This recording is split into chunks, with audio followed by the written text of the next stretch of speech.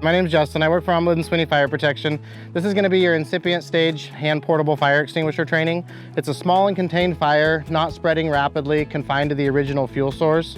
OSHA's exact definition is a fire in its initial stages that can be safely controlled or extinguished with Class 2 standpipe, hand portable fire extinguishers like these guys, or small diameter hose systems like the garden hose, without the need for breathing apparatus or protective clothing.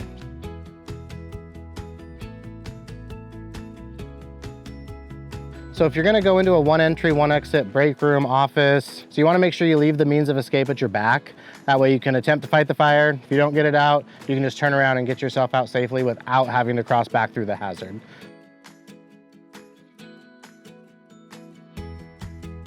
If it's producing too much smoke or heat for you to get close enough, just evacuate and call for help. It's a judgment call on your part. If you don't feel comfortable, just evacuate and call for help.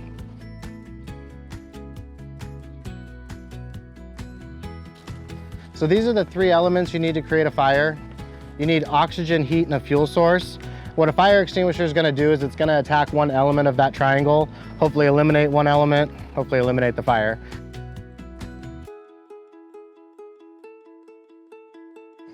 So you have Class A, which is your ordinary combustibles. It's trash, wood, paper. Anything that leaves an ash behind is generally a Class A combustible. Class B is flammable liquids, so oil, paint, solvent, gasoline.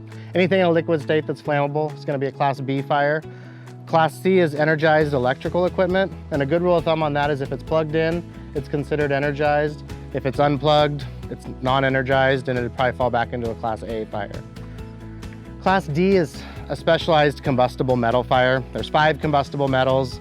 It takes a very specialized extinguisher to put those out. And then Class K is for deep fat fryers, for like vegetable oil and deep fat fryers in commercial kitchens. So we're gonna shoot ABC powder today. It handles all your 3 main classifications of fire, except for the specialized D and K, but these are the most common, and I would guess that's probably what you have around most of your building, except for some high-end server rooms.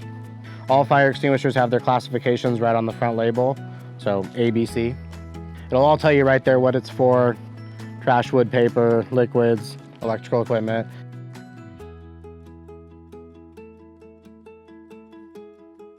And what you're looking for is to make sure that the extinguisher is hanging in its location, that it hasn't been tampered with, and that the gauge is in the green. So all dry chem extinguishers have gauges right there on the front.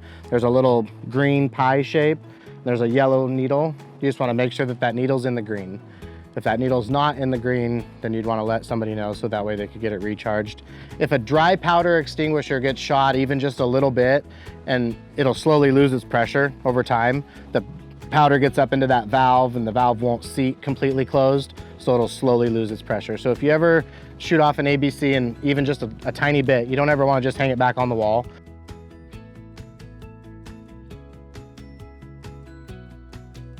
So if everybody can remember the acronym PASS, it's pull, aim, squeeze, sweep. So all fire extinguishers are going to have a pull pin. They all have these tamper seals on them. They're designed to break. They snap right off. And then you just throw them on the ground. So you want to make sure you get the pin out. Grab down at the base of the hose once you get it out of its clasp. And that's going to help you direct the agent towards the fire, or towards the base of the fire. So a lot of people want to spray the flames. And really what you're trying to do is you're trying to get the agent down to the fuel source so that it can eliminate one element of that triangle. So you pull, aim at the base of the fire, squeeze down on this top lever, and then just sweep side to side. So it's pull, aim, squeeze, sweep.